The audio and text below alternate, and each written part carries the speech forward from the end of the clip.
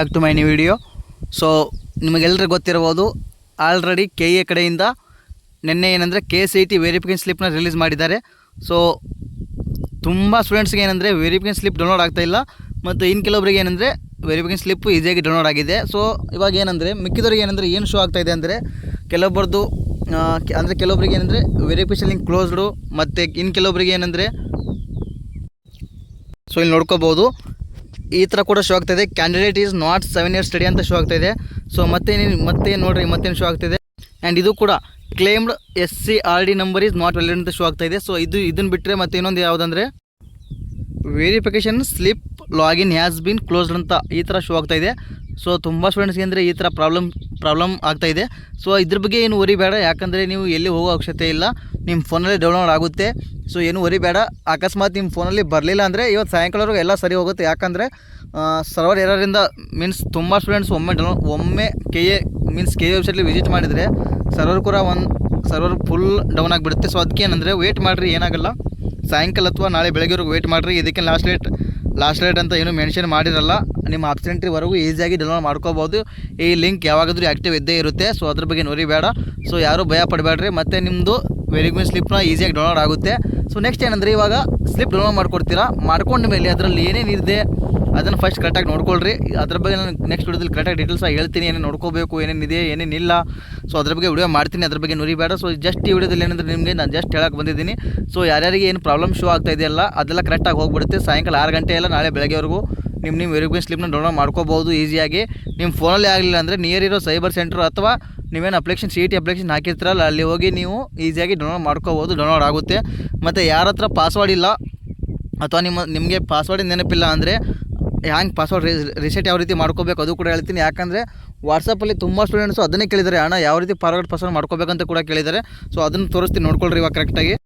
So ನೋಡ್ಕೋಬೋದು ಇಲ್ಲಿ already ಏನಂದರೆ ನಿಮಗೆ UG CET 2026 verification slip download link ಅಂತ ಬಿಟ್ಟಿದ್ದಾರೆ, ನೋಡ್ಕೋಬೋದು. ಸೊ ಇದ್ರ ಮೇಲೆ ಕ್ಲಿಕ್ ಮಾಡಿಕೊಂಡ್ರೆ ನಿಮಗೆ ಲಿಂಕ್ ಓಪನ್ ಆಗುತ್ತೆ. ಸೊ ಲಿಂಕ್ ಓಪನ್ ಆದಮೇಲೆ ಅಲ್ಲಿ ಏನೇನು ಹಾಕಬೇಕು ನೋಡಿ ಕರೆಕ್ಟಾಗಿ ನೋಡ್ಕೊಳ್ರಿ. ಸೊ ಈ ರೀತಿ ಲಿಂಕ್ ಓಪನ್ ಆಗುತ್ತೆ. ಓಪನ್ ಆದಮೇಲೆ ಏನಂದರೆ ನೀವು ಕರೆಕ್ಟ್ ನೋಡ್ಕೋಬೋದು. ಇಲ್ಲಿ ಎಂಟ್ರ್ ಅಪ್ಲಿಕೇಶನ್ ನಂಬರ್ ಇದೆ. ಸೊ ಅಪ್ಲಿಕೇಶನ್ ನಂಬರ್ ಹಾಕ್ರಿ. ಅಪ್ಲಿಕೇಶನ್ ನಂಬರ್ ಹಾಕಿದ ಮೇಲೆ ಎಂಟ್ರ್ ಪಾಸ್ವರ್ಡ್ ಅಂತ ಇದೆ. ಸೊ ಪಾಸ್ವರ್ಡ್ ಹಾಕ್ರಿ. ಸೊ ನೆಕ್ಸ್ಟ್ ಏನಂದರೆ ಕ್ಯಾಪ್ಚಾ ವೆರಿಫಿಕೇಷನ್ ಕ್ಯಾಪ್ಚಾ ಯಾವ್ದು ಹಾಕಬೇಕಂದ್ರೆ ನಿನ್ನೆ ಇದು ಕೂಡ ಕೇಳಿದ್ರು ತುಂಬ ಸ್ಟೂಡೆಂಟ್ಸು. ಸೊ ಇಲ್ಲೇ ಕೆಳಗಡೆ ಇರುತ್ತೆ 27XAS2 ಕಾಣಿಸ್ತಿದೆ, ಅದನ್ನು ಕ್ಯಾಪ್ಚಾ ವೆರಿಫಿಕೇಷನ್ ಹಾಕಬೇಕು. ಅದನ್ನು ಹಾಕಿ ಸಬ್ಮಿಟ್ ಕೊಟ್ಟರೆ OTP ಬರುತ್ತೆ. OTP ಸಬ್ಮಿಟ್ ಮಾಡಿರಿ. OTP ಸಬ್ಮಿಟ್ ಆದಮೇಲೆ ನಿಮಗೆ ಅಲ್ಲಿ click here to download verification slip ಅಂತ ಒಂದು ಲಿಂಕ್ ಕಾಣಿಸುತ್ತೆ ಯೆಲ್ಲೋ ಕಲರಲ್ಲಿ.